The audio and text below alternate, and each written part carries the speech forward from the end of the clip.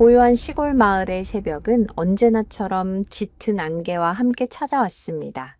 흙 냄새와 섞인 풀벌레 소리만이 유일한 생명의 흔적인 이곳, 시간마저 멈춘 듯한 낡은 기와집에는 아들을 잃은 슬픔이 공기처럼 내려앉아 있었습니다. 김 영감과 그의 아내 박 여사는 아들 민준이가 떠난 후 서로의 그림자만 밟으며 하루하루를 견뎌내고 있었죠. 말수가 줄어든 집안은 숨막히는 적막감으로 가득했습니다. 웃음소리가 사라진 마루, 아들의 손때가 묻은 낡은 책상, 벽에 걸린 가족 사진 속에서만 민주는 여전히 환하게 웃고 있었습니다. 하지만 오늘 이 지독한 고요를 깨부수는 충격적인 사건이 그들의 삶을 송두리째 흔들게 됩니다. 갑자기 창문을 두드리는 정체불명의 소리, 그리고 그 소리의 주인공과 마주한 노부부의 눈에 비친 경악과 공포, 과연 그들을 찾아온 불청객의 정체는 무엇이었을까요? 이 기묘한 방문은 단순한 우연이었을까요? 아니면 아들이 남긴 마지막 메시지였을까요? 훗날 이 사건은 마을 전체를 뒤흔드는 거대한 비밀의 시작점이 됩니다. 노부부의 삶을 덮친 이 미스터리는 결국 눈물과 감동이 뒤섞인 놀라운 반전으로 이어지게 되죠. 이야, 편안히 앉으시기 전에 잠시 시간을 내어 영상의 좋아요를 누르고 구독해 주십시오. 제 채널은 유산을 따라서입니다. 이제 조심스럽게 설명해 드리겠습니다. 그날도 여느 때와 다르지 않은 하루였습니다. 김 영감은 툇마루에 앉아 멍하니 먼 산을 바라보고 있었습니다. 산 너머 어딘가에 있을 아들을 그리워하는 것이 그의 유일한 일과였죠. 아내 박 여사는 부엌에서 저녁을 짓고 있었지만 끓고 있는 찌개에서는 아무런 맛도 느껴지지 않았습니다. 삶의 모든 의미가 사라진 것 같았습니다. 민주는 부부의 전부였습니다. 늦은 나이에 얻은 외아들은 똑똑하고 마음씨 고운 청년으로 자라주었죠. 동네 어르신들에게 싹싹하게 인사 잘하고 굳은 일도 마다하지 않던 착한 아들이었습니다. 그런 아들이 흔적도 없이 사라진 지 벌써 1년, 경찰은 실족 사고일 가능성이 크다며 수사를 종결했지만 부부는 아들이 그렇게 쉽게 떠났을 리 없다고 믿었습니다.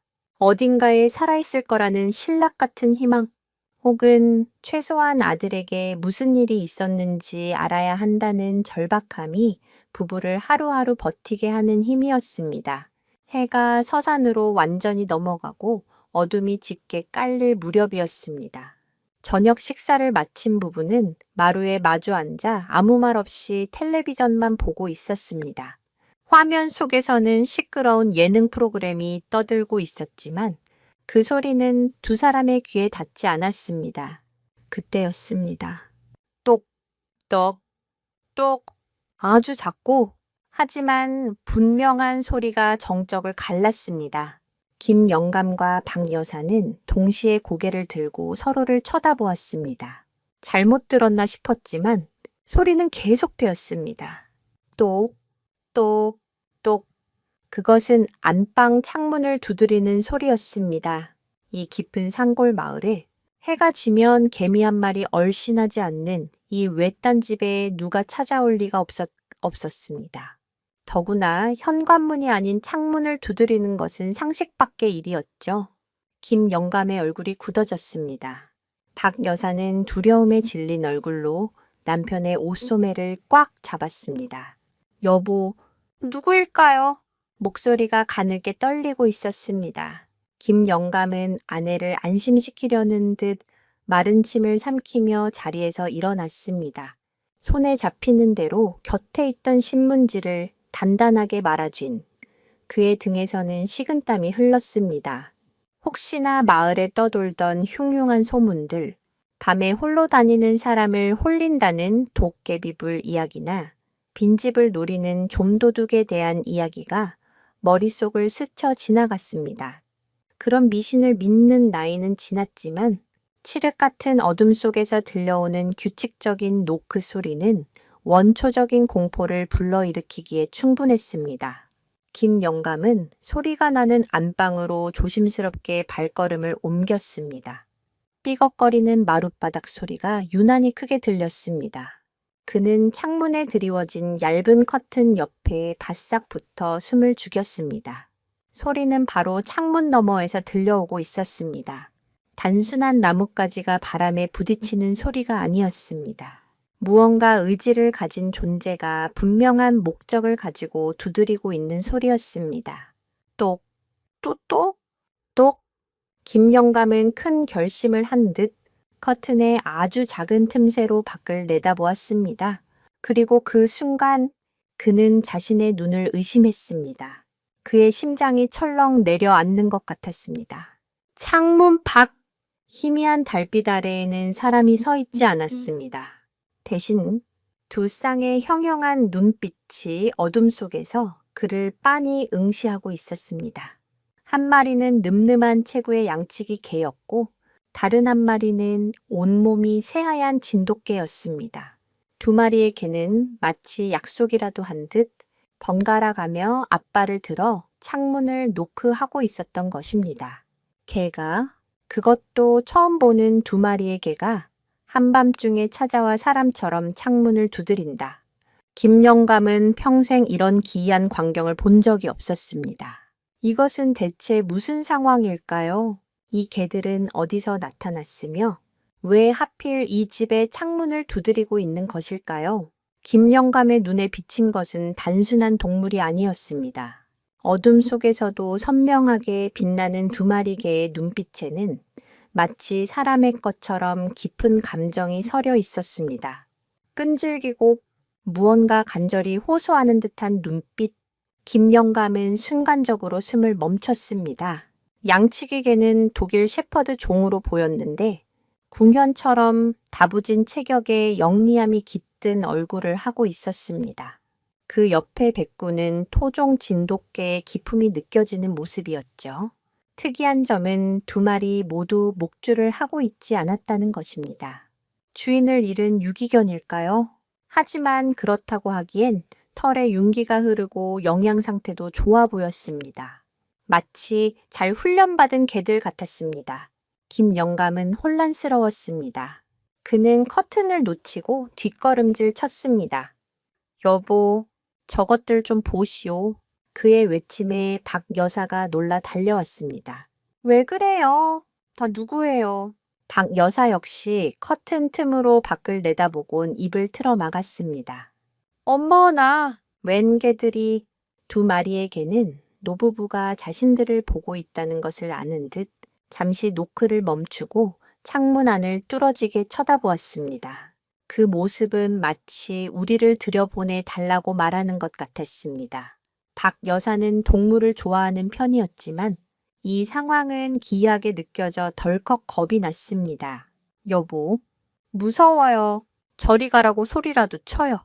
하지만 김 영감은 왠지 모르게 그럴 수가 없었습니다. 개들의 눈빛이 뇌리에서 떠나지 않았기 때문입니다. 특히 하얀 진돗개의 눈은 어딘가 모르게 익숙한 느낌을 주었습니다. 그날 밤 개들은 한참 동안 창문을 두드리다 새벽녘이 되어서야 어둠 속으로 사라졌습니다. 노부부는 뜬 눈으로 밤을 지새웠습니다. 다음 날 아침 두 사람은 밤새 있었던 일이 마치 꿈처럼 느껴졌습니다. 하지만 창문 아래 흙바닥에 선명하게 찍힌 여러 개의 개 발자국이 간밤의 일이 현실이었음을 증명하고 있었습니다.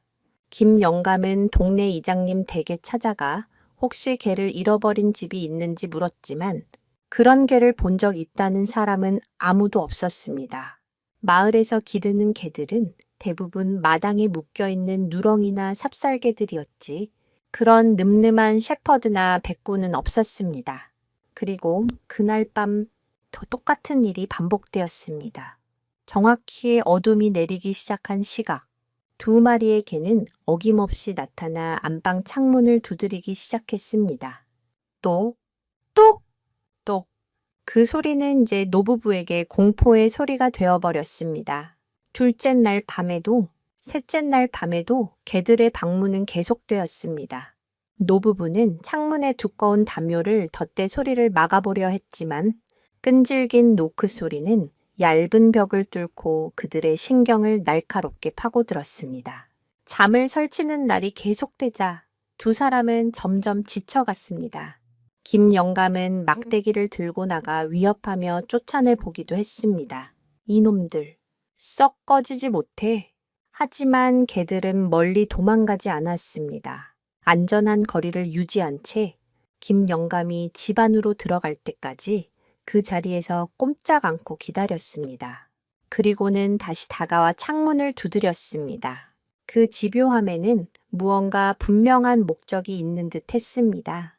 이 기이한 사건은 노부부만의 비밀이 될 수 없었습니다.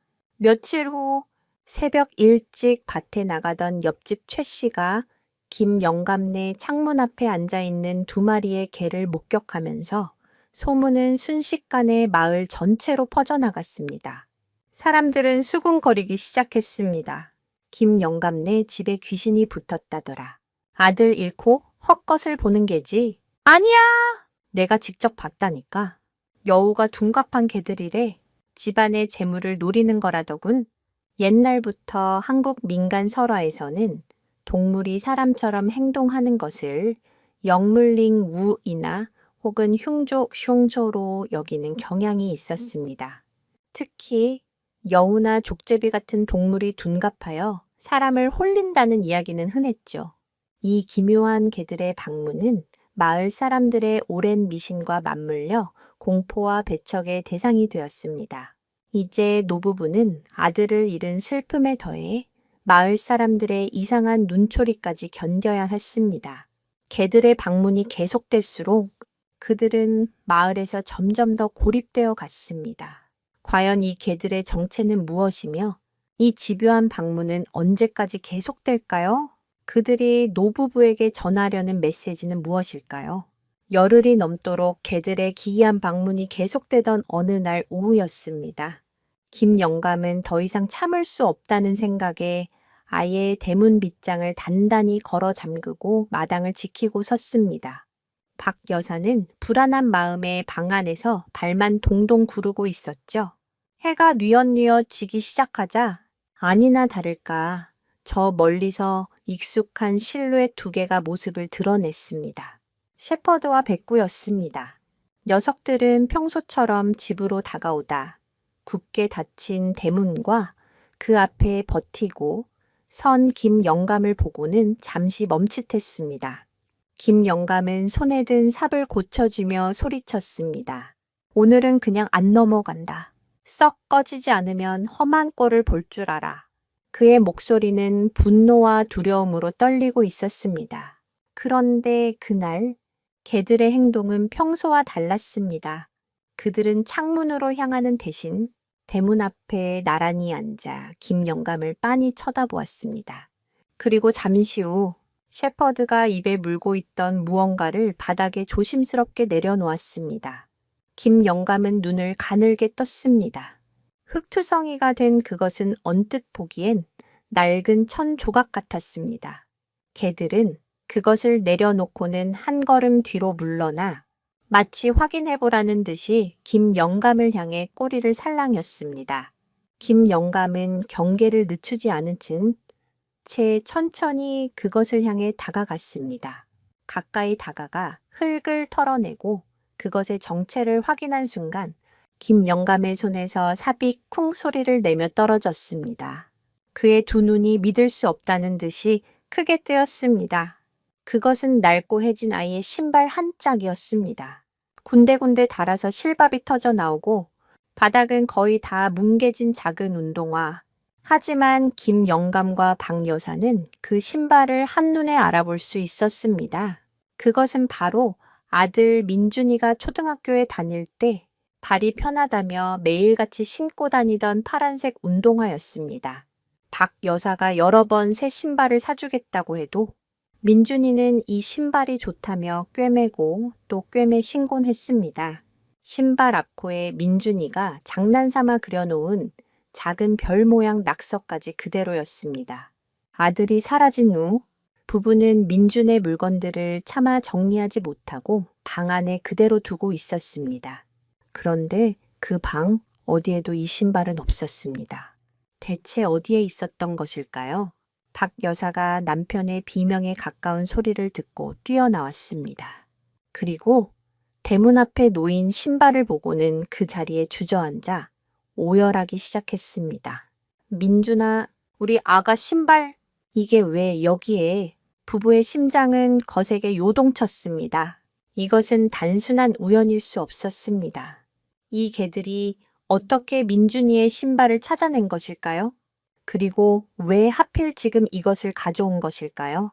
신발은 축축하게 젖어 있었고 갓 파낸 듯한 젖은 흙이 잔뜩 묻어 있었습니다. 마치 땅속 깊은 곳에서 꺼내온 것 같았습니다. 김 영감은 떨리는 손으로 신발을 집어들었습니다. 그 순간 백구가 그의 손에 코를 가져다 대고는 킁킁 냄새를 맡았습니다. 그리고는 고개를 들어 김 영감을 쳐다보는데 그 눈빛이 마치 따라오세요라고 말하는 것 같았습니다. 백구는 몸을 돌려 천천히 숲 쪽으로 걸음을 옮기기 시작했습니다. 몇 걸음 가다 뒤를 돌아보며 노부부가 따라오는지 확인하는 행동을 반복했습니다. 셰퍼드 역시 백구의 옆에 나란히 서서 노부부를 재촉하는 듯 낮게 멍치하고 짖었습니다. 노부부는 얼어붙은 듯 그 자리에 서서 움직이는 개들을 바라보았습니다. 이제 상황은 완전히 달라졌습니다. 그저 기분 나쁜 불청객으로만 여겼던 개들이 아들의 흔적을 가지고 나타난 것입니다. 이것은 아들이 보내는 신호일지도 모른다는 생각이 머리를 스쳤습니다. 하지만 동시에 두려움도 엄습했습니다. 저 개들을 따라 나섰다가 무슨 일을 당할지 모르는 일이었습니다. 깊은 산속으로 유인하려는 짐승의 꾀일 수도 있었습니다.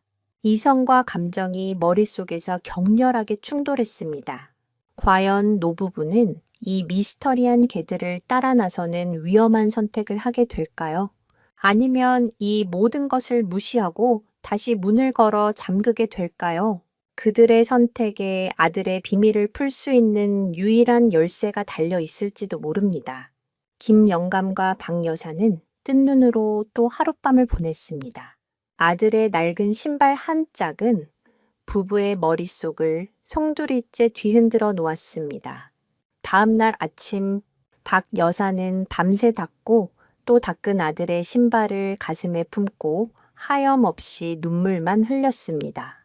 김 영감은 마루에 앉아 담배만 뻑뻑 태웠습니다. 개들을 따라가야 할지 말아야 할지 결정을 내리지 못한 채 밤이 지나가 버린 것입니다. 어제 저녁? 한참을 기다리던 개들은 노부부가 따라오지 않자 어둠 속으로 사라졌습니다.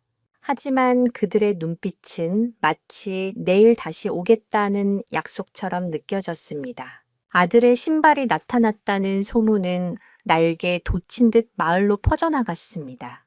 하지만 마을 사람들의 반응은 동정이나 걱정과는 거리가 멀었습니다. 오히려 그들의 수군거림은 더욱 심해졌습니다. 마을 회관에 모인 아낙네들은 마치 제1인 양혀를 차며 떠들어댔습니다. 글쎄, 그 개들이 죽은 아들 신발을 물고 왔다지 뭐야. 아이고, 징그러워라. 필시 아들 귀신이 개들한테 씌어서 그런 걸 거야. 김 영감네 집에 가까이 가지 말아야겠어. 괜히 우리한테까지 해코지할라. 마을 어르신들 중 한 명은 심지어 무당을 불러 굿이라도 해야 하는 것 아니냐는 말까지 꺼냈습니다. 오래된 시골 마을의 폐쇄적인 공동체 안에서 과학적으로 설명되지 않는 현상은 곧 공포와 배척의 대상이 되기 마련이었습니다. 특히 한국의 전통적인 세계관에서는 죽은 자의 영혼이 이승을 떠돌며 산 사람에게 영향을 미친다는 인식이 깊게 자리 잡고 있었기에 마을 사람들의 공포는 더욱 커져만 갔습니다. 김 영감은 장을 보러 잠시 읍내에 나갔다가 자신을 피하는 듯한 마을 사람들의 시선을 느껴야 했습니다. 평소에는 살갑게 인사를 건네던 이웃들이 그를 보자 슬금슬금 자리를 피하거나 못 본 척 고개를 돌렸습니다. 그들의 눈에는 동정이 아닌 두려움과 불길함이 서려 있었습니다. 아들을 잃은 슬픔만으로도 벅찬 노부부에게 이웃들의 차가운 시선은 가슴에 박히는 비수와도 같았습니다. 집으로 돌아온 김 영감은 아내에게 아무 말도 하지 않았지만 그의 축 처진 어깨는 모든 것을 말해주고 있었습니다. 박 여사는 그런 남편의 마음을 아는 듯 조용히 그의 어깨를 쓸어주었습니다. 세상에 오직 둘만 남겨진 듯한 깊은 고립감이 집안을 무겁게 짓눌렀습니다. 그날 저녁에도 개들은 어김없이 찾아왔습니다. 이번에는 창문을 두드리는 대신 어제처럼 대문 앞에서 조용히 기다렸습니다. 그 모습은 마치 노부부가 마음의 결정을 내리기를 묵묵히 기다리는 것 같았습니다. 김 영감은 흔들렸습니다. 이대로 마을 사람들의 손가락질을 받으며 살아야 하는가? 차라리 저 개들을 따라가서 무엇이든 끝을 보는 것이 낫지 않을까? 하지만 만약 개들이 이끄는 곳에 아들의 비극적인 진실이 기다리고 있다면 그것을 감당할 수 있을까? 두려움이 그의 발목을 붙잡았습니다. 바로 그때였습니다. 박 여사가 결심한 듯 자리에서 일어났습니다. 그녀는 아들의 신발을 소중히 품에 안고 남편의 손을 잡았습니다. 여보, 갑시다. 김 영감은 놀라 아내를 바라보았습니다. 어딜 가자는 거요? 저 짐승들을 어떻게 믿고? 민준이가 우리를 부르는 걸지도 몰라요. 박 여사의 목소리는 떨리고 있었지만 눈빛만은 그 어느 때보다 단호했습니다. 저 개들이 아니라 우리 아들을 믿어야지요. 평생을 후회 속에 사느니 가서 내 눈으로 확인해야겠어요. 설령 그 끝에 무서운 진실이 있더라도 엄마는 알아야겠어요. 아내의 확고한 모습에 김 영감은 더 이상 아무 말도 할 수 없었습니다. 아들을 위해서라면 지옥 불에라도 뛰어들 아내의 모성애 앞에서 그의 두려움은 초라해졌습니다. 그는 말없이 고개를 끄덕였습니다. 노부부가 마침내 대문을 열고 밖으로 나서자 개들은 기다렸다는 듯이 꼬리를 치며 방했습니다. 특히 백구는 박 여사에게 다가와 그녀의 손등을 부드럽게 핥았습니다. 그 따뜻한 감촉에 박 여사는 자신도 모르게 눈물을 흘렸습니다. 과연 개들이 노부부를 이끄는 곳은 어디일까요? 그곳에는 아들에 대한 단서가 정말 기다리고 있을까요? 아니면 마을 사람들의 말처럼 더 끔찍한 위험이 도사리고 있을까요? 노부부의 운명을 건 발걸음이 마침내 시작되었습니다. 어둠이 내리기 시작한 산길은 낯설고 스산했습니다. 김 영감은 손전등으로 앞을 비추고 박 여사는 남편의 옷자락을 꼭 붙잡은 채 그 뒤를 따랐습니다. 셰퍼드와 백구는 마치 숙련된 안내자처럼 일정한 거리를 유지하며 앞장서서 걸었습니다. 녀석들은 가파른 오르막이나 길이 희미한 곳에서는 잠시 멈춰서서 노부부가 따라오기를 기다려주는 영리함까지 보였습니다. 김 영감은 여전히 경계심을 완전히 풀지 못했지만 개들의 행동 하나하나에 인간적인 배려가 느껴져 조금씩 마음이 흔들리고 있었습니다. 한참을 걸었을까? 박 여사가 숨이 차 잠시 나무에 몸을 기댔습니다. 그때였습니다. 앞서가던 백구가 갑자기 걸음을 멈추고 뒤를 돌아 박 여사에게 다가왔습니다. 그리고는 그녀의 무릎에 자신의 머리를 부드럽게 비볐습니다. 그 모습은 마치 힘들지 않냐고 위로를 건네는 것 같았습니다. 박 여사는 자신도 모르게 백구의 머리를 쓰다듬었습니다. 부드러운 털의 감촉, 그리고 자신을 올려다보는 깊고 온화한 눈빛, 그 순간 박 여사는 백구의 눈에서 기시감을 느꼈습니다. 슬픔과 그리움, 그리고 따뜻한 온기가 뒤섞인 그 눈빛은 놀랍도록 아들 민준이를 닮아 있었습니다. 어릴 적 넘어져서 울고 있는 자신에게 다가와 엄마, 괜찮아? 라고 물어보던 아들의 눈빛이 바로 저랬습니다. 박 여사는 터져나오려는 울음을 간신히 삼키며 백구를 끌어안았습니다. 아가, 우리 아가, 김영감은 그런 아내의 모습을 보고 미신 같은 소리라며 타박하려 했지만 차마 입이 떨어지지 않았습니다. 자신 역시 백구에게서 무언가 설명할 수 없는 특별한 기운을 느끼고 있었기 때문입니다. 한국의 진돗개는 예로부터 주인에 대한 충성심이 강하고 영특하기로 유명합니다. 심지어 주인의 감정을 읽고 교감하는 능력이 뛰어나다는 이야기도 전해져 내려오죠. 멀리 떨어진 주인을 수백 리 길을 달려 찾아온 진돗개의 이야기는 이미 전설처럼 굳어져 있습니다.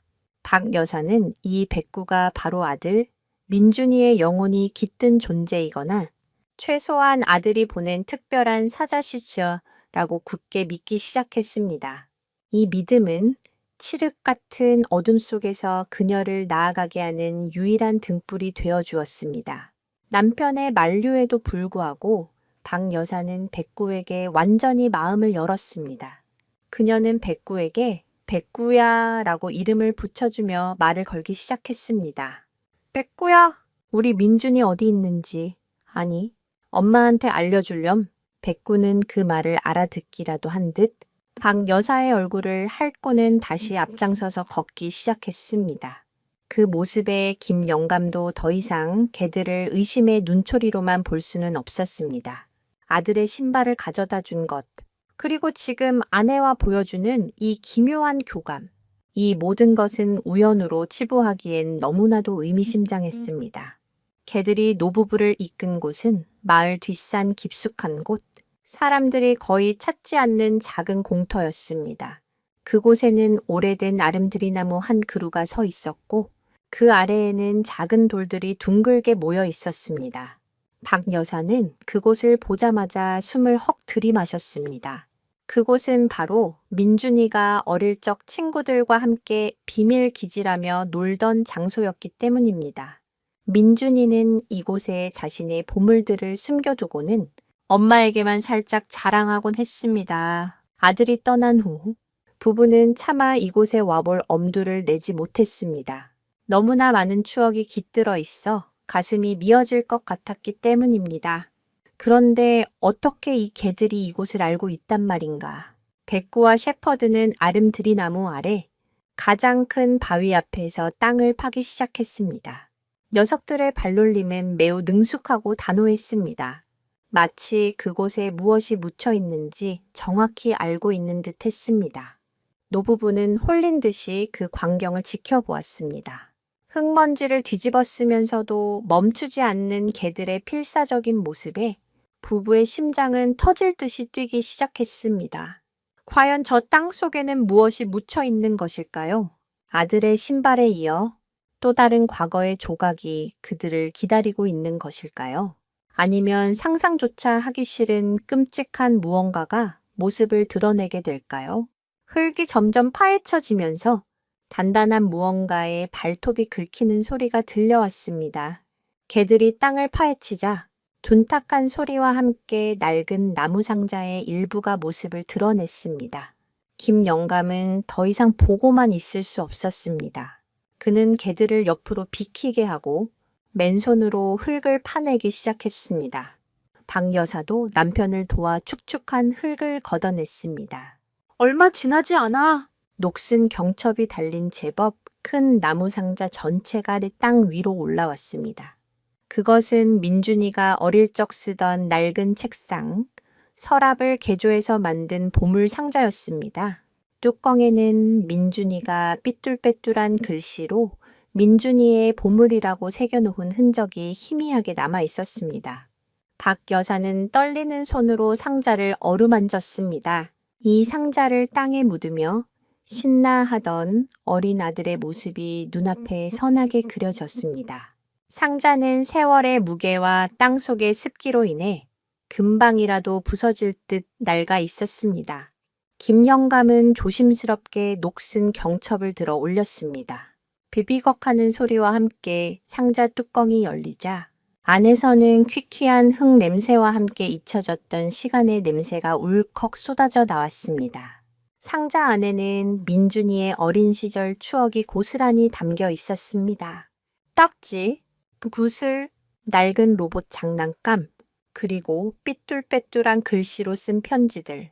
박 여사는 아들의 손때에 묻은 물건들을 하나하나 꺼내보며 소리 없이 눈물을 흘렸습니다. 이 모든 것이 아들이 이곳에 존재했다는 선명한 증거였습니다.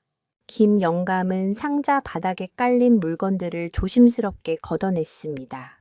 그런데 상자 맨 밑바닥에서 비닐에 여러 겹 쌓여 있는 낡은 스케치북 한 권을 발견했습니다. 다른 물건들과는 달리 비교적 상태가 양호한 것으로 보아 민준이가 아주 소중하게 보관했던 물건임이 틀림없었습니다. 김 영감은 마른 침을 삼키며 스케치북을 펼쳤습니다. 스케치북에는 온통 민준이가 그린 그림들로 가득했습니다. 가족의 모습, 마을 풍경, 좋아하는 만화 캐릭터들, 한 장 한 장 넘길 때마다 잊고 있던 아들의 어린 시절이 파노라마처럼 스쳐 지나갔습니다. 노부부는 잠시 슬픔을 잊고 그림을 보며 희미하게 미소를 지었습니다. 그러다 스케치북의 거의 마지막 장에서 두 사람의 시선을 단번에 사로잡는 이상한 그림 한 장을 발견했습니다. 그 그림은 다른 그림들과는 분위기가 사뭇 달랐습니다. 그림 속에는 두 명의 남자아이가 어깨 동무를 하고 활짝 웃고 있었습니다. 한 아이는 영락없는 어린 시절의 민준이었습니다. 그런데 문제는 그 옆에 다른 아이였습니다. 노부부는 그 아이가 누구인지 전혀 알 수 없었습니다. 마을 아이도 아니었고 친척 아이도 아니었습니다. 처음 보는 얼굴이었습니다.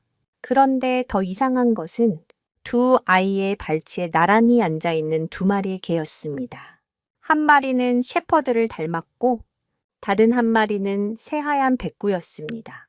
그림 속의 개들은 지금 자신들 앞에 앉아있는 두 마리의 개와 놀랍도록 똑같이 생겼습니다.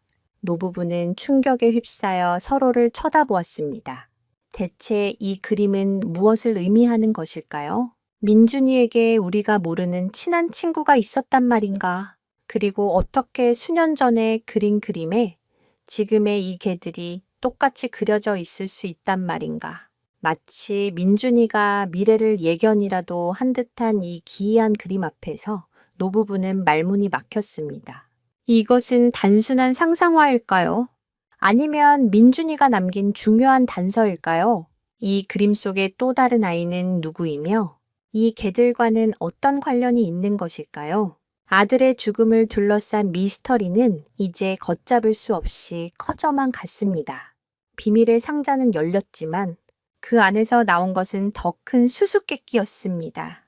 그림을 빤히 바라보는 노부부의 등 뒤로 백구와 셰퍼드가 나지막이 낑낑거리는 소리를 냈습니다. 마치 그림 속의 비밀을 알고 있다는 듯이 이제 그들은 이 그림 한 장의 의지에 아들의 마지막 행적을 추적해야만 했습니다. 과연 이 낡은 그림은 그들에게 어떤 진실을 알려주게 될까요?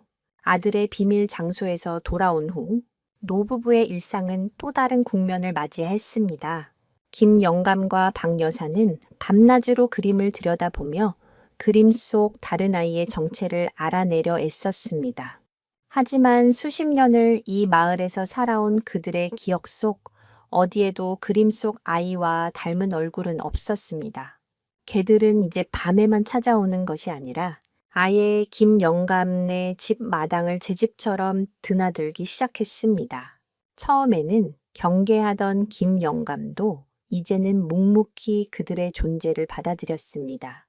녀석들은 그저 조용히 마루 밑에 엎드려 노부부를 지켜볼 뿐이었습니다. 마치 충직한 경호원처럼. 그러던 어느 날 마을에 낯선 외지인들이 나타나기 시작했습니다.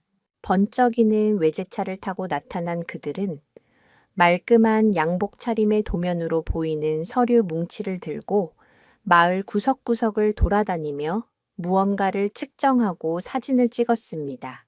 마을 사람들은 불안과 호기심이 뒤섞인 눈으로 그들을 지켜보았고 곧이어 흉흉한 소문이 돌기 시작했습니다. 서울에서 온 대형 건설사가 이 일대에 대규모 골프장과 리조트를 짓기 위해 땅을 사들이고 있다는 것이었습니다. 실제로 몇몇 주민들은 이미 시세보다 훨씬 높은 가격에 땅을 팔고 마을을 떠났다는 이야기도 들려왔습니다. 며칠 후 양복을 입은 남자 몇 명이 김영감의 집을 찾아왔습니다. 그들 중 가장 앞장선 기름진 머리에 번들거리는 얼굴을 한 중년 남자가 자신을 태영건설의 박전무라고 소개했습니다. 그는 다짜고짜 집과 주변 땅을 팔라며 계약서를 내밀었습니다. 그가 제시한 금액은 노부부가 평생 만져보지 못할 큰돈이었습니다. 하지만 김영감은 단칼에 거절했습니다. 이 집은 내 아들의 추억이 깃든 곳이오. 돈과 바꿀 수 없소. 박전무는 코웃음을 쳤습니다. 어르신, 융통성이 없으시군요. 죽은 아들 추억 붙들고 이런 누추한 곳에서 사시는 것보다 이 돈 받고 도시 나가서 편안하게 여생을 보내시는 게 낫지 않겠습니까? 그의 말투에는 노부부를 무시하는 듯한 교만함이 가득했습니다. 박 여사가 곁에서 떨리는 목소리로 거들었습니다. 여긴 우리 아들이 언젠가 돌아올 집이에요. 절대 팔 수 없습니다. 그 말을 들은 박 전무의 표정이 차갑게 굳어졌습니다. 어차피 주변 땅은 전부 저희가 매입했습니다. 어르신 댁만 이렇게 알박기처럼 버티고 계시면 저희도 어쩔 수 없이 극단적인 방법을 쓸 수밖에 없습니다. 그의 목소리에는 은근한 협박이 담겨 있었습니다. 그는 극단적인 방법이 무엇인지 구체적으로 말하지 않았지만 그 의미를 알아채는 것은 어렵지 않았습니다. 그들이 옥신각신하는 사이 마루 밑에 엎드려 있던 셰퍼드와 백구가 조용히 몸을 일으켰습니다. 녀석들은 박 전무 일행을 향해 낮게 으르렁거리기 시작했습니다. 특히 셰퍼드는 금방이라도 튀어나갈 듯이 앞다리를 낮추고 날카로운 이빨을 드러냈습니다. 군견 출신이었음을 짐작게 하는 위압적인 모습에 기세등등하던 박 전무와 부하들이 움찔하며 뒷걸음질 쳤습니다. 어르신, 웬 개들이 이렇게 사납습니까? 빨리 치우시죠. 김영감은 속으로 통쾌했지만 겉으로는 태연하게 말했습니다. 이놈들은 내 집을 지키는 개들이오? 나쁜 놈들은 기가 막히게 알아보지. 박 전무는 분한 얼굴로 두고 봅시다. 라는 말을 남기고는 꽁무니를 빼며 돌아갔습니다.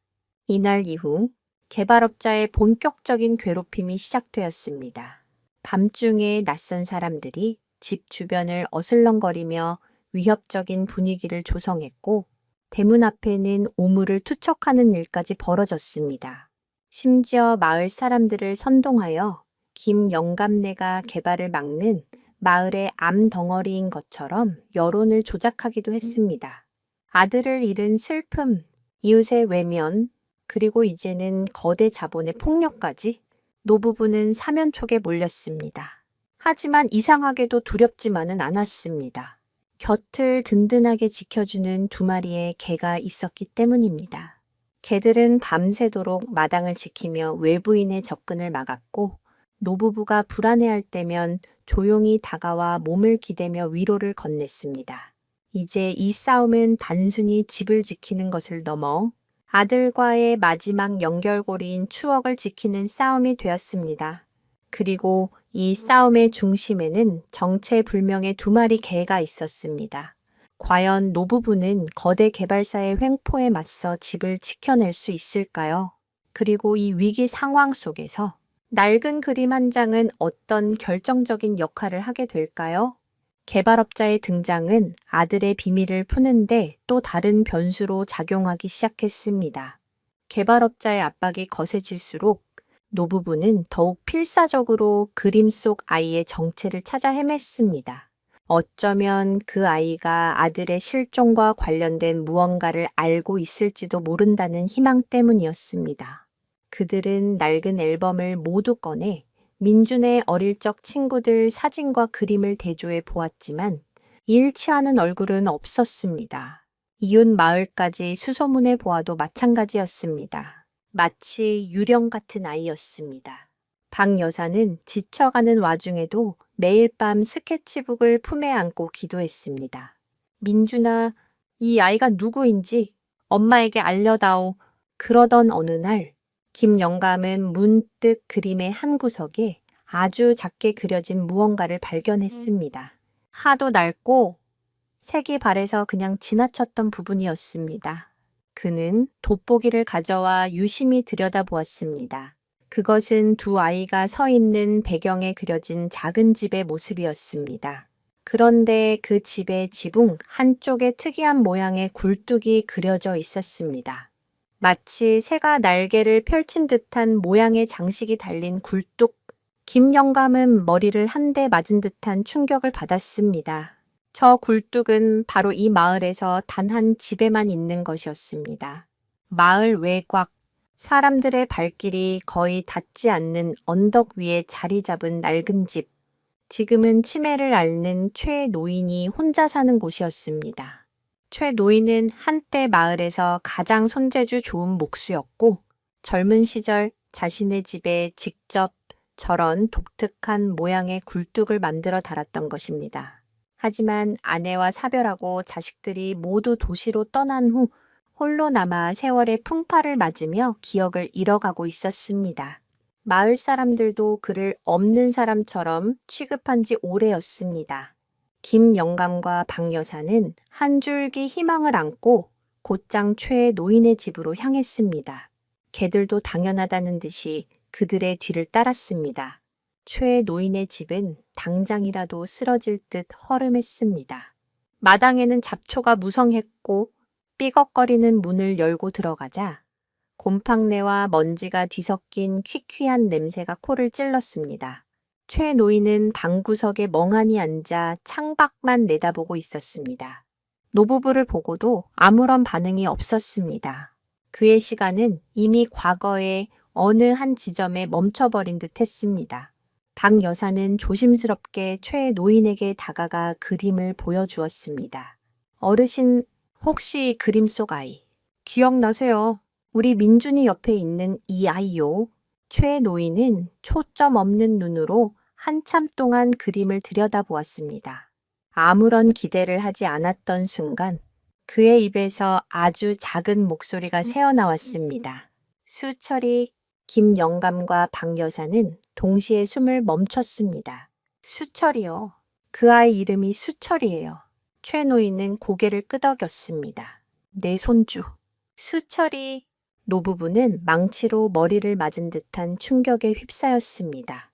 최 노인에게 손주가 있었다는 사실은 마을의 그 누구도 알지 못했습니다. 자식들과 의절하고 산 지 수십 년이 넘었기 때문입니다. 최 노인은 잃어버린 기억의 조각들을 힘겹게 더듬으며 띄엄띄엄 이야기를 시작했습니다. 아주 오래전 도시로 나갔던 아들 내외가 이혼하면서 어린 손주 수철이를 잠시 자신에게 맡기고 갔던 적이 있었다고 합니다. 하지만 그 후로 아들은 한 번도 찾아오지 않았고 수철이는 할아버지와 단둘이 살다가 초등학교에 입학할 무렵 병을 얻어 세상을 떠났다는 것이었습니다. 노부부는 가슴이 미어졌습니다. 그림 속에 밝게 웃던 아이가 이미 이 세상 사람이 아니라니. 그리고 민준이가 그 아이와 친구였다는 사실을 왜 자신들은 전혀 몰랐을까요? 아마도 마을에서 외톨이로 지내던 수철이와 역시나 내성적이었던 민준이가 남들 모르게 둘만의 우정을 쌓았던 모양입니다. 그렇다면 이 그림은 단순히 두 아이의 우정을 그린 그림일 뿐 민준이의 실종과는 아무런 관련이 없는 것일까요? 희망이 절망으로 바뀌려던 순간 박 여사는 그림의 또 다른 이상한 점을 발견했습니다. 그림 속 두 마리의 개, 셰퍼드와 백구의 목에 작은 이름표 같은 것이 그려져 있었던 것입니다. 너무 작아서 보이지 않았던 그 글씨를 돋보기로 확인한 순간 박 여사는 비명을 질렀습니다. 셰퍼드의 목에는 용기, 백구의 목에는 희망이라고 적혀 있었습니다. 이것은 대체 무엇을 의미하는 걸까요? 두 아이는 왜 개들에게 이런 이름을 붙여준 것일까요? 아들의 죽음에 대한 비밀은 이제 새로운 국면으로 접어들고 있었습니다. 최 노인의 집에서 돌아온 노부부는 더욱 깊은 미궁 속에 빠졌습니다. 그림 속 아이의 정체는 알아냈지만 그것은 더 큰 의문만을 남겼습니다. 민준이와 수철이, 그리고 용기와 희망이라는 이름의 두 마리 개. 이들의 관계는 무엇이며 이것이 민준이의 실종과 어떻게 연결되는 것일까요? 김영감은 혹시나 하는 마음에 최 노인에게 수철이가 기르던 개가 있었는지 물었지만 최 노인은 고개만 저을 뿐이었습니다. 그의 기억은 이미 뒤죽박죽이었습니다. 그해 여름은 유난히 비가 잦았습니다. 장마가 시작되자 며칠 동안 쉬지 않고 폭우가 쏟아졌습니다. 마을 앞 가을은 금방이라도 넘칠 듯이 불어났고 뒷산에서는 작은 돌들이 굴러 떨어지기 시작했습니다. 텔레비전에서는 연일 산사태 경보를 내보냈습니다.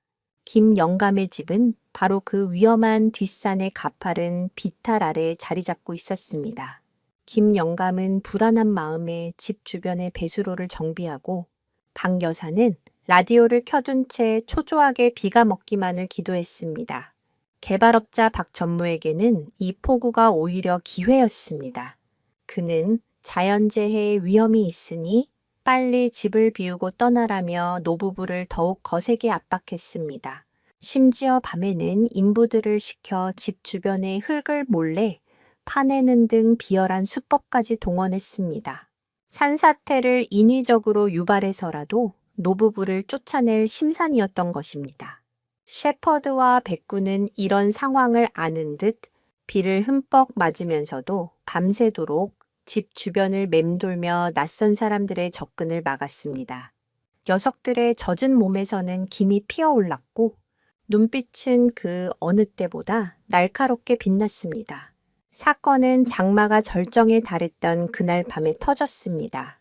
자정을 넘긴 시각, 천둥 번개가 세상을 집어삼킬 듯이 몰아쳤습니다.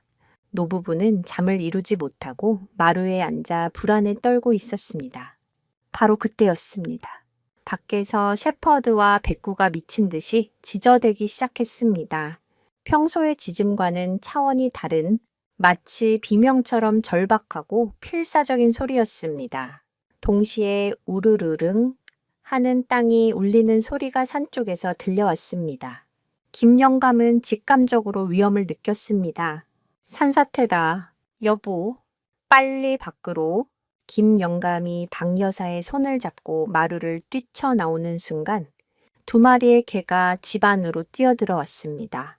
그리고는 노부부의 앞을 가로막고 밖으로 나가려는 그들을 필사적으로 밀어내며 방 안쪽으로 몰아넣었습니다. 이놈들, 비켜! 어서 나가야 해! 김영감이 소리쳤지만 개들은 요지부동이었습니다. 오히려 더욱 거세게 노부부를 방구석으로 밀어붙였습니다. 그 순간이었습니다. 콰르르릉.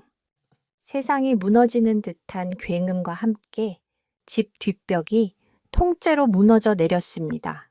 뒷산의 토사가 거대한 파도처럼 집을 덮친 것입니다.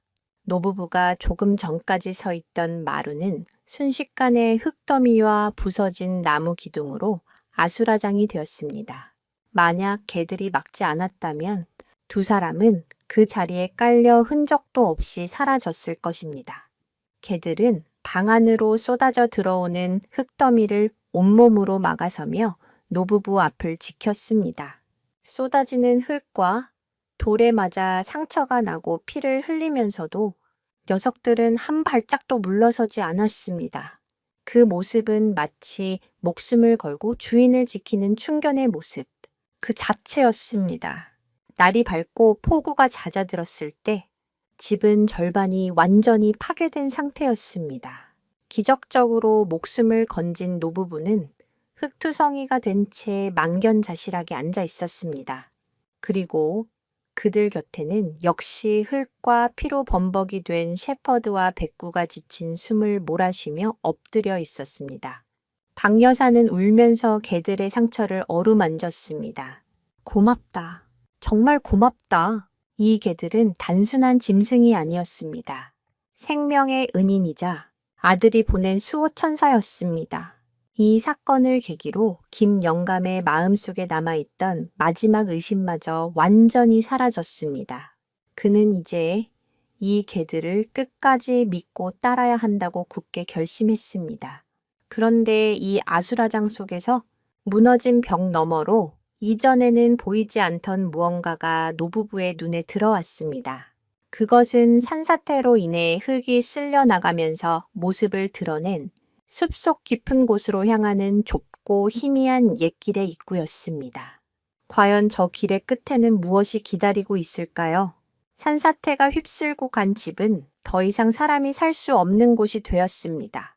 노부부는 임시로 마을 회관에 머물게 되었지만 그들의 마음은 온통 폐허가 된 집에 남아 있었습니다. 모든 것을 잃었다는 상실감보다 산사태로 드러난 그 낯선 오솔길이 뇌리에서 떠나지 않았기 때문입니다. 그 길은 마치 아들의 비밀을 향해 들어오라는 손짓처럼 느껴졌습니다. 김영감은 날이 개자마자 2마리 개와 함께 다시 집터로 향했습니다. 흙더미를 헤치고 길의 입구에 서자 백구와 셰퍼드는 기다렸다는 듯이 그 길을 향해 꼬리를 치며 앞장섰습니다. 길은 수십 년간 사람의 발길이 닿지 않은 듯 잡목과 덩굴이 무성하게 우거져 있었습니다. 김영감은 낫으로 앞을 가로막는 가지들을 쳐내며 힘겹게 나아갔습니다. 한참을 들어갔을까? 길은 예상치 못한 곳에서 끊겨 있었습니다. 그들이 다다른 곳은 마을의 공동묘지였습니다.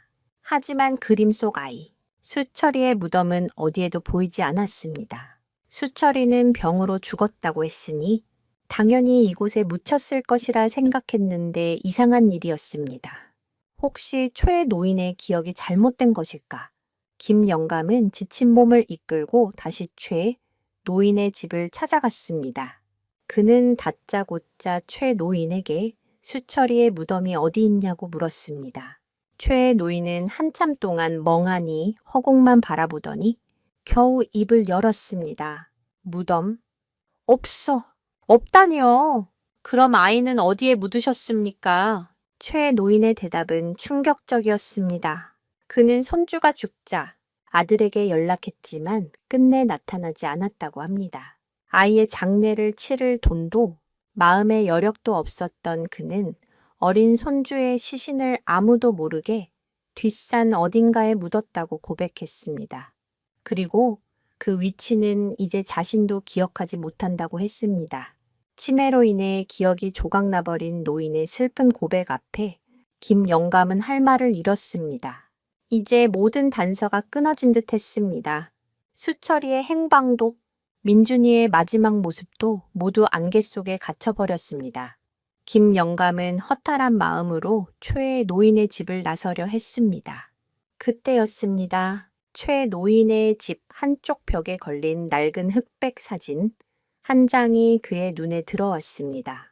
젊은 시절의 최 노인이 활짝 웃고 있는 사진이었습니다. 그런데 그의 어깨 옆으로 사진의 귀퉁이에 겨우 걸쳐진 다른 사람의 얼굴 일부가 보였습니다. 호기심이 생긴 김영감은 먼지 쌓인 액자를 내려 자세히 들여다보았습니다. 그리고 그는 자신의 눈을 의심했습니다. 최 노인과 함께 사진을 찍은 사람은 다름 아닌 젊은 시절의 박전무였습니다. 태양건설의 그 박전무, 김영감의 머릿속에서 모든 조각들이 순식간에 맞춰지기 시작했습니다. 박전무와 최 노인은 어떤 관계일까?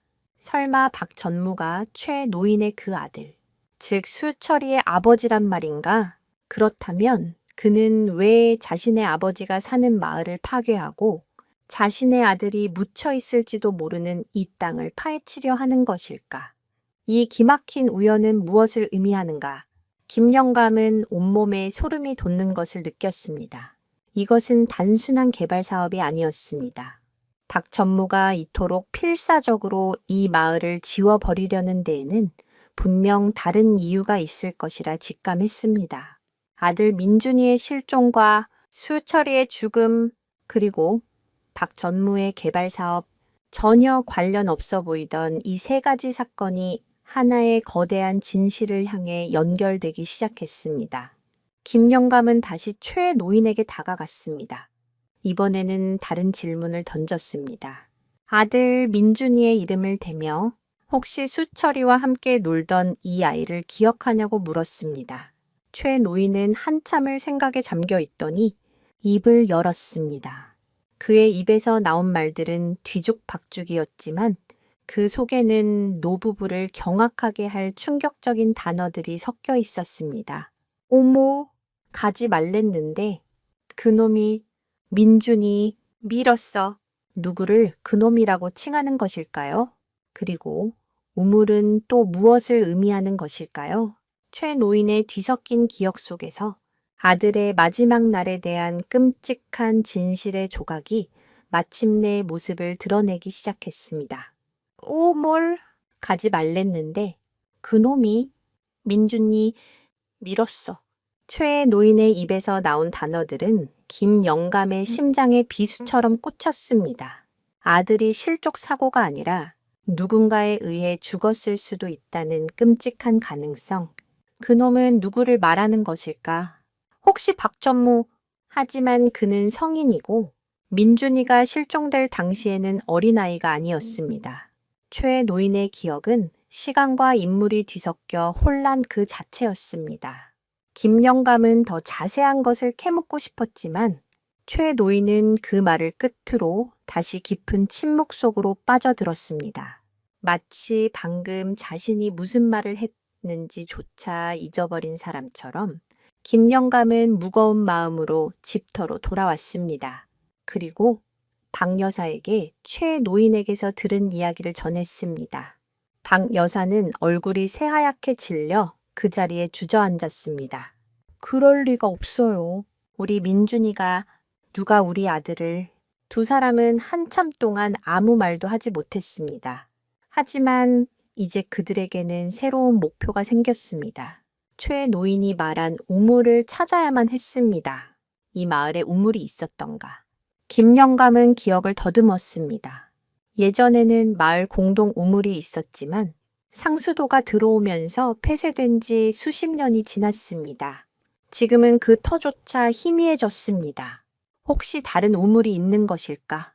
바로 그때 곁에 있던 백구가 갑자기 나지막이 짖으며 김영감의 바짓가랑이를 물고 잡아당기기 시작했습니다. 마치 어서 따라오라고 재촉하는 듯 했습니다. 셰퍼드 역시 숲의 더 깊은 곳을 향해 지저댔습니다. 녀석들은 마치 우물이라는 단어를 알아듣기라도 한 듯이 행동했습니다. 노부부는 서로의 얼굴을 쳐다보았습니다. 다시 한번 개들이 그들을 이끌려 하고 있었습니다. 이제는 망설일 이유가 없었습니다. 두 사람은 마지막 희망을 걸고 개들의 뒤를 따르기 시작했습니다. 개들이 향하는 곳은 산사태로 드러났던 그 오솔길, 그 너머에 더 깊고 으슥한 숲속이었습니다. 그곳은 마을 사람들 사이에서 도깨비골이라 불리며 접근을 금기시하던 장소였습니다. 예로부터 그곳에 들어간 사람 중 일부는 길을 잃고 헤매거나 알 수 없는 병을 얻어 나왔다는 흉흉한 소문이 전해져 내려오는 곳이었죠. 민간 신앙에서 특정 장소를 금기시하는 것은 그곳에 깃든 좋지 않은 기운이나 원혼이 사람에게 해를 끼친다고 믿었기 때문입니다. 마을 어르신들은 아이들에게 절대 그 근처에는 얼씬도 하지 말라고 엄하게 가르치곤 했습니다. 김영감 역시 평생 그곳에 발을 들여본 적이 없었습니다. 두려움이 엄습했지만 아들을 찾을 수만 있다면 도깨비라도 만날 각오가 되어 있었습니다. 개들은 덤불과 가시나무를 헤치며 거침없이 나아갔습니다. 한참을 들어갔을까? 숲 한가운데에 거짓말처럼 작은 공터가 나타났습니다. 그리고 그 중앙에 돌로 쌓아 올린 둥근 형태의 낡은 구조물이 있었습니다. 바로 우물이었습니다. 지금은 이끼가 잔뜩 끼고 잡초가 무성하게 자라나 입구는 썩은 통나무 판자로 위태롭게 덮여 있었습니다. 수십 년은 좋게 버려진 채 방치된 모습이었습니다. 김영감은 심장이 멎는 것 같았습니다. 최 노인이 말한 우물이 바로 이곳이었던 것입니다. 그런데 왜 민준이가 이곳에 왔을까? 그리고 그놈은 여기서 민준이를 밀었다는 말인가? 수많은 의문이 머릿속을 스쳐 지나갔습니다. 박 여사는 우물가에 주저앉아 아들의 이름을 부르며 통곡하기 시작했습니다. 김 영감은 아내를 부추기며 우물에 가까이 다가갔습니다. 그는 썩은 통나무 판자를 조심스럽게 걷어냈습니다. 그러자 칠흑 같은 어둠과 함께 코를 찌르는 축축하고 비릿한 냄새가 올라왔습니다.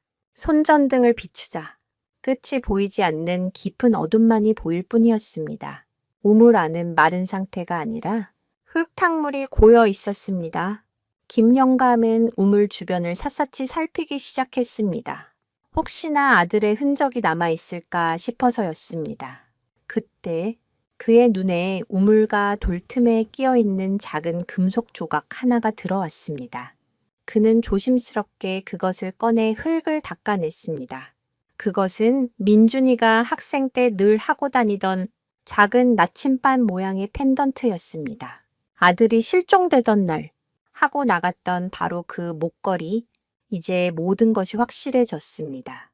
아들의 마지막 장소는 바로 이 금지된 우물이었습니다. 하지만 그날 이곳에서 대체 무슨 일이 있었던 것일까요? 최 노인의 뒤섞인 기억 속 단서들, 그놈의 정체와 민준이를 밀었다는 말의 진짜 의미는 무엇일까요? 진실은 저 깊고 어두운 우물 속에 잠들어 있는 듯 했습니다. 아들의 펜던트를 발견한 순간 김 영감의 머릿속은 단 하나의 생각으로 가득 찼습니다. 우물 안에 저 깊은 어둠 속에 아들의 마지막 흔적이 남아있을지도 모른다. 그는 이성을 잃고 당장이라도 우물 안으로 들어가려 했습니다. 박 여사가 울부짖으며 그를 말렸습니다. 여보, 안 돼요. 위험해요. 수십 년간 방치된 우물은 깊이를 가늠할 수 없었고 안위에 공기가 오염되었을 가능성도 있었습니다. 자칫 잘못 들어갔다가는 큰 사고를 당할 수 있었습니다. 김 영감은 아내의 만류에 간신히 이성을 되찾았습니다. 그는 곧장 마을로 달려가 이장님과 젊은 사람들에게 도움을 청했습니다. 처음에는 도깨비골에 버려진 우물에 가자는 말에 모두가 손사래를 쳤습니다. 하지만 아들의 펜던트를 보여주며 눈물로 호소하는 김 영감의 모습에 마음이 움직인 몇몇 청년들이 나섰습니다. 그들은 튼튼한 밧줄과 양동이 그리고 각종 장비들을 챙겨 다시 우물가로 향했습니다. 개발업자의 횡포에 등을 돌렸던 마을 사람들이었지만 자식을 잃은 아버지의 절박함 앞에서는 차마 외면할 수 없었던 것입니다. 우물 속을 확인하는 작업은 생각보다 훨씬 더디고 위험했습니다. 먼저 유독가스가 있는지 확인하기 위해 촛불을 내려보냈지만 다행히 불은 꺼지지 않았습니다. 하지만 우물 안은 흙탕물뿐만 아니라 수십 년간 쌓인 나뭇가지와 쓰레기, 진흙으로 가득 차 있었습니다. 사람들은 교대로 양동이를 내려보내 물과 진흙을 퍼 올리기 시작했습니다. 셰퍼드와 백구는 우물가에서 한시도 떨어지지 않고 초조하게 그 광경을 지켜보았습니다. 녀석들은 마치 자신들이 시작한 이 일의 끝을 보려는 듯한 강한 의지를 보였습니다. 몇 시간이 흘렀을까? 해가 뉘엿뉘엿 서산으로 넘어가고 있었습니다. 사람들은 지쳐갔고 별다른 소득이 없자 하나둘씩 포기하자는 말을 꺼내기 시작했습니다. 영감님, 오늘은 그만하고 내일 다시 하시죠? 이러다 날 어두워지면 더 위험합니다. 김 영감은 애가 탔지만 무작정 사람들을 붙잡을 수만은 없었습니다. 그가 절망적인 표정으로 흙탕물만 바라보고 있을 때였습니다. 갑자기 백구가 맹렬하게 짖으며 우물 안을 향해 뛰어들려는 듯한 행동을 보였습니다. 셰퍼드 역시 백구의 옆에서 함께 짖어대며 무언가를 알리려 애썼습니다. 사람들은 의아하게 개들을 쳐다보았습니다. 그때 밧줄에 매달린 양동이를 끌어올리던 한 청년이 하는 소리를 냈습니다. 뭔가 묵직한 게 걸린 것 같습니다. 사람들의 눈이 다시 한번 우물로 향했습니다. 모두가 힘을 합쳐 밧줄을 끌어올리기 시작했습니다. 철퍽하는 소리와 함께 흙탕물 위로 검고 네모난 물체가 모습을 드러냈습니다. 그것은 진흙투성이가 된 작은 가방이었습니다. 크기는 어른 손바닥 2개를 합친 정도였고 방수가 되는 재질로 만들어진 듯 했습니다. 김 영감은 떨리는 손으로 가방을 받아들었습니다. 너무나 가볍고 작았습니다. 그 안에는 아들의 유골 같은 것은 들어있을 수 없었습니다. 하지만 이 가방이 이 우물 속에서 나왔다는 사실만으로도 이것이 아들과 관련된 결정적인 물건임을 직감할 수 있었습니다. 그는 가방에 묻은 진흙을 조심스럽게 닦아냈습니다. 그리고 지퍼를 여는 순간 그의 손이 멈칫했습니다. 이 가방을 여는 순간 자신이 감당할 수 없는 끔찍한 진실과 마주하게 될지도 모른다는 두려움이 엄습했습니다.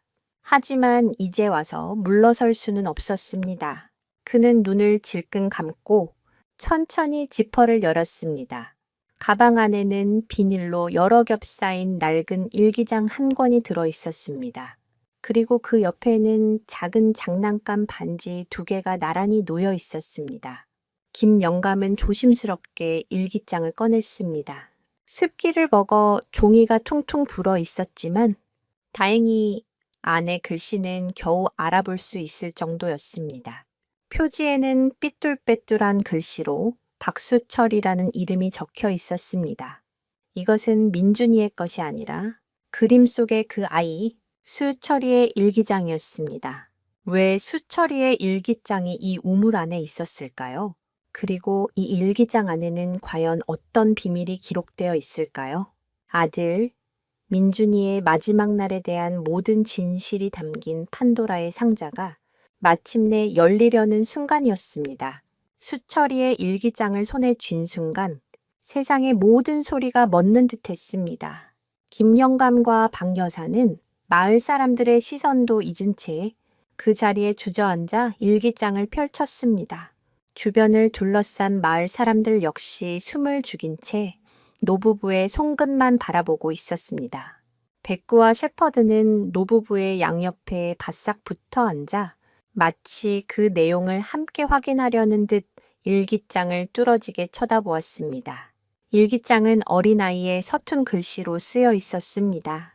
할아버지와 단둘이 사는 외로운 시골 생활, 도시로 떠난 엄마 아빠에 대한 그리움, 그리고 학교에서 친구들에게 따돌림 당하는 슬픔 같은 것들이 고스란히 담겨 있었습니다.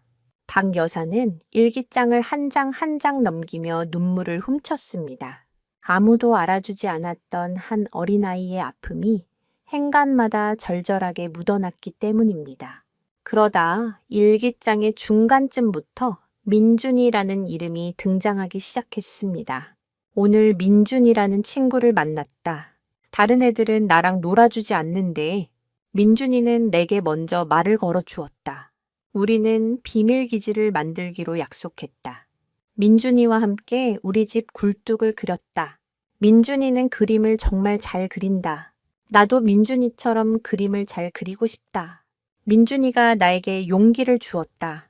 두 아이는 세상의 편견과 외로움 속에서 서로에게 유일한 친구이자 위안이 되어 주었던 것입니다.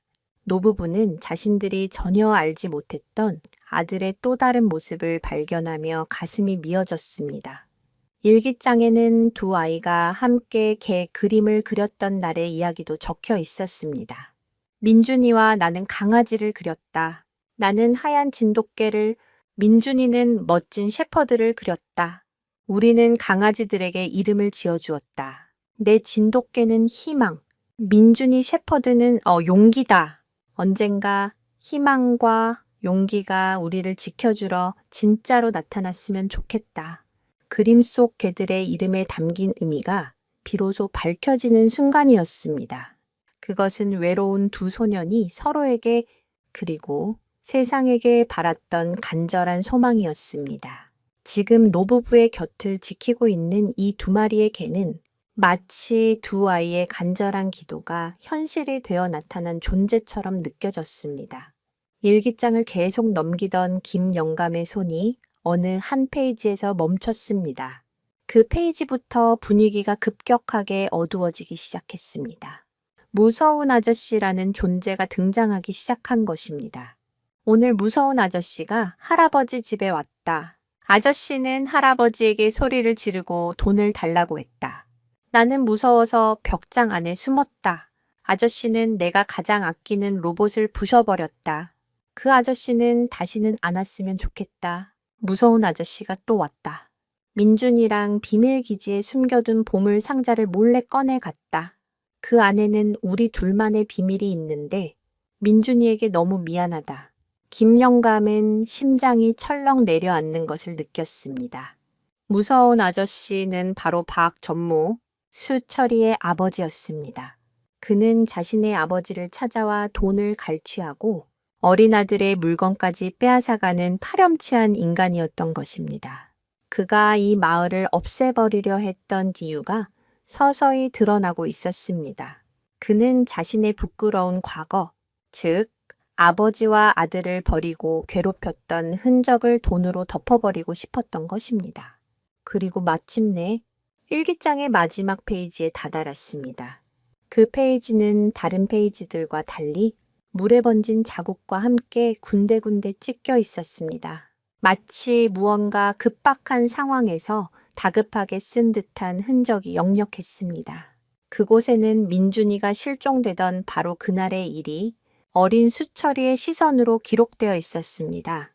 그 마지막 페이지에 적힌 내용은 지난 1년간 노부부를 짓눌러 왔던 모든 미스터리를 풀어줄 열쇠이자 그들이 감당해야 할 가장 끔찍한 진실이었습니다. 과연 그날 이 금지된 우물에서는 무슨 일이 있었던 것일까요? 일기장의 마지막 페이지, 그곳에는 믿을 수 없는 진실이 아이의 서툰 글씨로 처절하게 기록되어 있었습니다. 아저씨가 또 왔다. 이번에는 민준이랑 같이 있는 걸 들켰다. 아저씨는 민준이에게 나랑 놀지 말라고, 거지 같은 놈이랑 어울리지 말라고 소리쳤다. 민준이는 나쁜 사람이 아니라고, 내 친구라고 아저씨에게 대들었다. 박전무는 자신의 치부를 아는 유일한 목격자인 민준이가 눈엣가시 같았을 것입니다. 자신의 아들과 어울리는 것을 보고 그 입을 막으려 했던 것입니다. 아저씨가 민준이를 때렸다. 나는 무서워서 울기만 했다. 민준이는 울지 않고 아저씨를 노려봤다. 그러자 아저씨가 더 화를 내면서 민준이를 질질 끌고 어디론가 갔다. 나는 몰래 뒤를 따라갔다. 아저씨는 민준이를 도깨비골에 있는 낡은 우물로 끌고 갔다. 노부부는 숨을 쉴 수 없었습니다. 아들이 박전무에게 폭행을 당하고 이곳으로 끌려왔다는 사실에 눈앞이 캄캄해졌습니다. 아저씨가 민준이에게 다시는 여기 나타나지 말고 오늘 본 것을 아무에게도 말하지 말라고 협박했다. 하지만 민준이는 끝까지 잘못한 건 아저씨라고 소리쳤다. 그러자 아저씨가 민준이를 우물 안으로 밀어버렸다. 풍덩 소리가 났다. 민준이가 내 이름을 불렀는데 나는 너무 무서워서 대답도 못하고 숨어서 떨기만 했다. 박 여사의 입에서 비명이 터져 나왔습니다. 김영감은 일기장을 쥔 손을 부들부들 떨었습니다. 아들은 사고로 죽은 것이 아니었습니다. 박전무라는 악마의 손에 살해당한 것이었습니다. 그리고 그 끔찍한 장면을 어린 수철이는 모두 목격했던 것입니다. 아저씨가 가고 나서 나는 우물로 달려갔다. 민준이를 불렀지만 아무 대답이 없었다. 나는 너무 무섭고 민준이에게 미안해서 죽을 것 같다. 내가 용기를 냈어야 했는데 내가 용기가 되지 못했다. 이 일기장을 민준이의 보물 상자에 넣어야겠다. 언젠가 누군가 이 일기장을 발견하면 민준이가 얼마나 용감했는지 그리고 내가 얼마나 비겁했는지 알게 될 것이다. 민준아, 미안해. 이것이 일기장의 마지막 내용이었습니다. 그 아래에는 번진 눈물 자국만이 가득했습니다. 수철이는 친구의 억울한 죽음을 알리기 위해 이 일기장을 썼지만 너무 큰 충격과 죄책감에 시달린 나머지 얼마 지나지 않아 병을 얻어 세상을 떠났던 것입니다. 그리고 그가 숨겨두려던 이 일기장은 어떤 이유에선지 보물 상자가 아닌 이 우물 속에 잠기게 된 것이었습니다. 아마도 일기장을 숨기려다 실수로 우물에 빠뜨렸거나 혹은 친구가 잠든 이곳에 함께 묻어주고 싶었을지도 모릅니다. 모든 진실이 밝혀지는 순간 하늘도 슬퍼하는 듯 거센 비가 다시 쏟아지기 시작했습니다. 노부부는 빗속에서 아들의 이름을 부르며 통곡했습니다.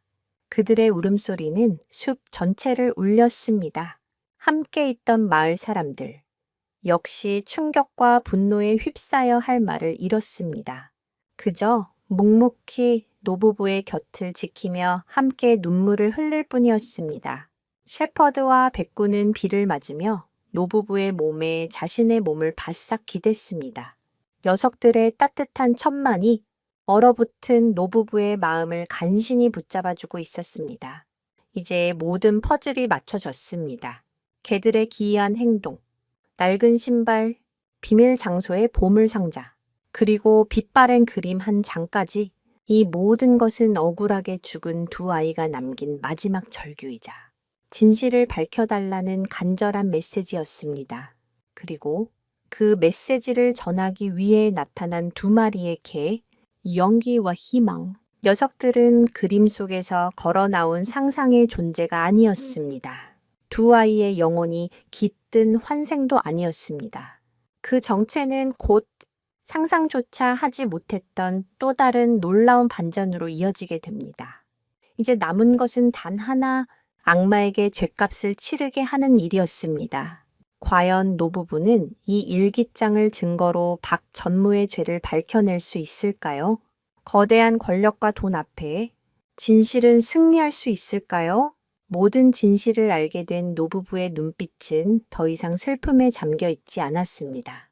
그들의 눈에는 아들을 잃은 슬픔을 넘어 살인자를 단죄하겠다는 차가운 분노와 결연한 의지가 불타고 있었습니다.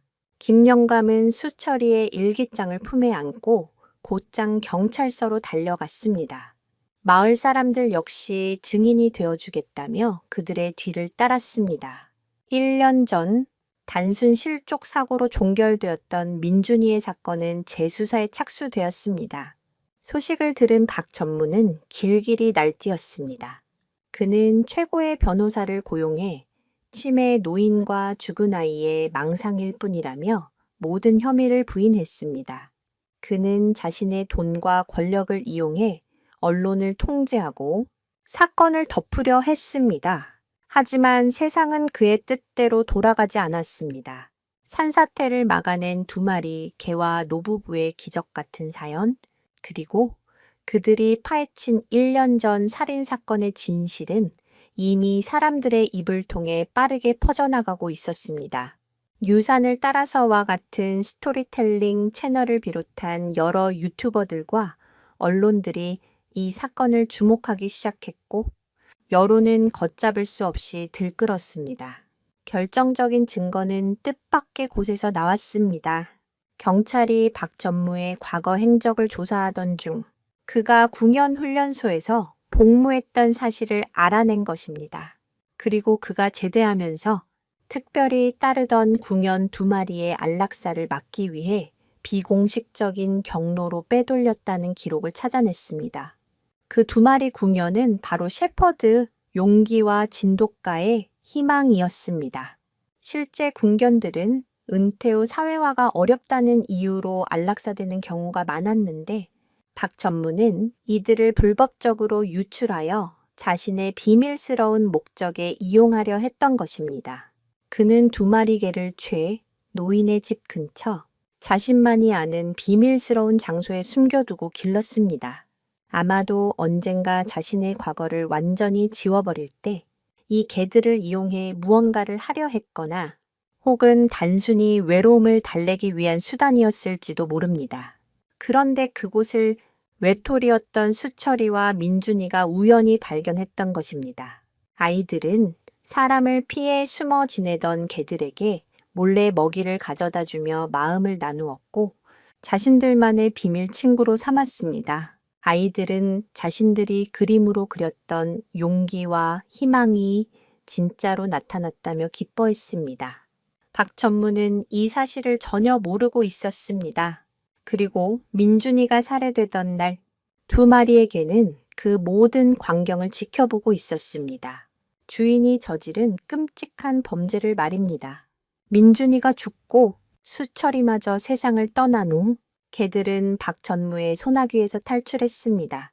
그리고 그들은 자신들의 유일한 친구였던 민준이와 수철이의 억울함을 풀어주기 위해 민준이의 부모님을 찾아왔던 것입니다. 창문을 두드리고 신발을 가져다 주고 비밀 장소와 우물로 안내했던 그 모든 행동은 진실을 알리려는 개들의 처절한 몸부림이었습니다. 녀석들은 인간보다 더 인간적인 방법으로 친구와의 마지막 의리를 지켰던 것입니다. 이 모든 사실이 밝혀지자 박전무는 결국 무너졌습니다. 그는 자신의 죄를 모두 인정했고 법의 심판을 받게 되었습니다. 1년 만에 아들의 장례를 다시 치르는 날, 하늘은 맑았습니다. 노부부는 더 이상 울지 않았습니다.